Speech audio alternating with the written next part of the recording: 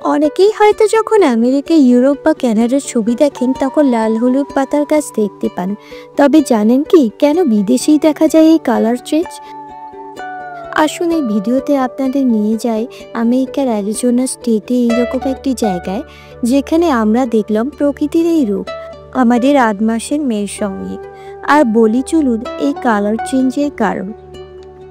তো বাঙালি মানুষ যেখানে যাক খাবার দাবার তো খাবেই, সঙ্গে দেখাই চলুন এখানে আমাদের মাংস ভাত দিয়ে খাওয়া দাওয়া।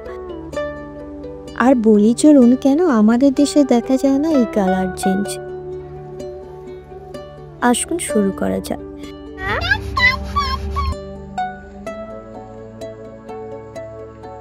Hello and welcome to my channel. আমি অঙ্কিতা, আমি থাকি ইউএসের অ্যারিজোনা স্টেটে।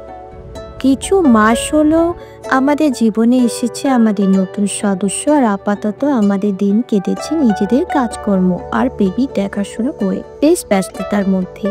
তাই ইচ্ছে করে কোথাও বেরিয়ে পড়ি।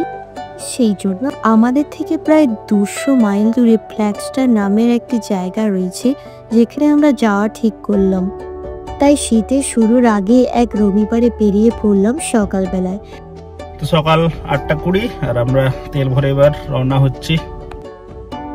গাড়ি তেল ভরে আমরা রওনা দিলাম কিছুক্ষণ পরেই। আমাদের শহর রাস্তাঘাট পেরিয়ে দূরে চলে এলাম অনেকটাই।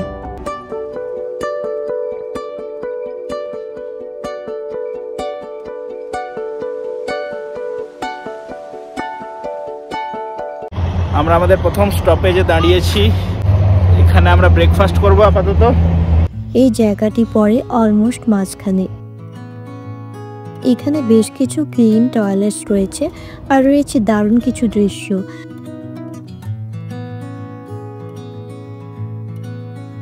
তো এখন এই পরিবেশে ব্রেকফাস্ট হবে আমাদের।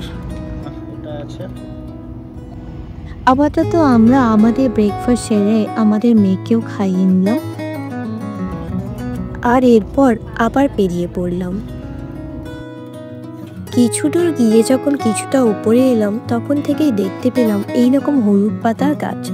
আসলে এবার বলি কেন হয় এই কালার চেঞ্জ। আপনারা অনেকেই হয়তো জানেন যে গাছের সবুজ পাতায় ক্লোরোফিল নামের একটি কেমিক্যাল থাকে, যা ফটোসিনথেসিস করে গাছে খাবার তৈরি করে।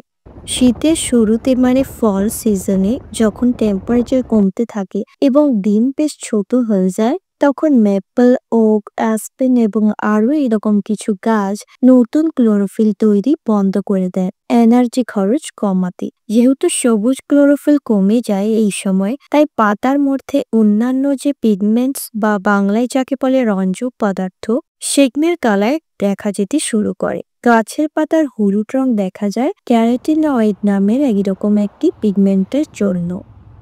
দেখতে দেখতে আমরা চলে এলাম অ্যাসপেন গাছে ঘেরাই জায়গায়। শান্তিতে দেখলাম বেশ অনেক লোকজন এসেছিল এখানে, আর পার্কিং এও দেখলাম অনেক হলুদ পাতার গাছ, যা দেখলেই চোখ জুড়িয়ে যায়।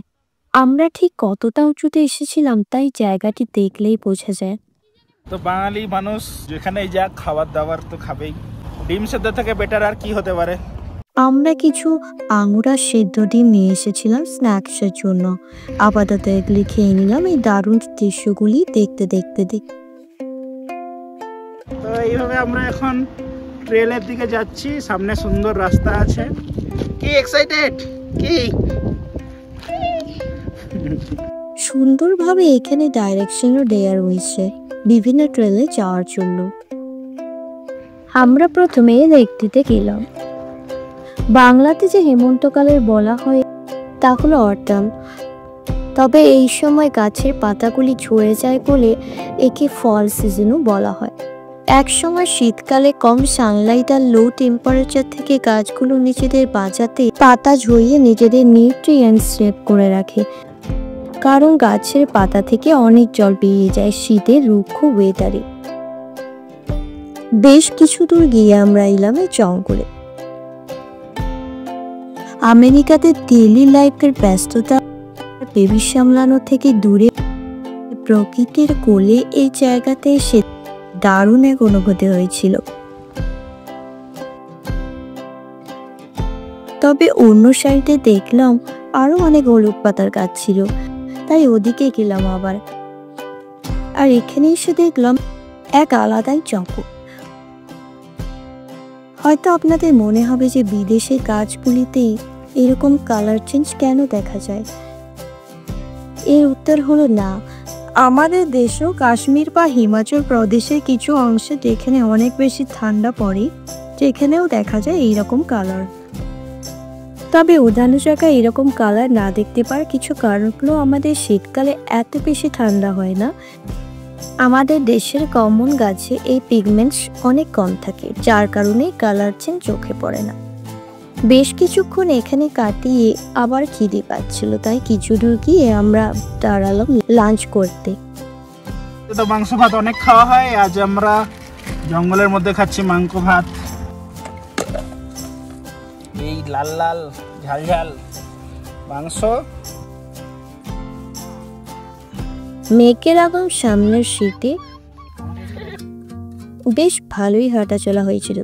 হয়তো এই পরিবেশের জন্য বা বেশ খিদে পেয়েছিল বলে খাওয়া দাওয়া হলো বেশ সুন্দর। এরকম পরিবেশ আমরা এখানে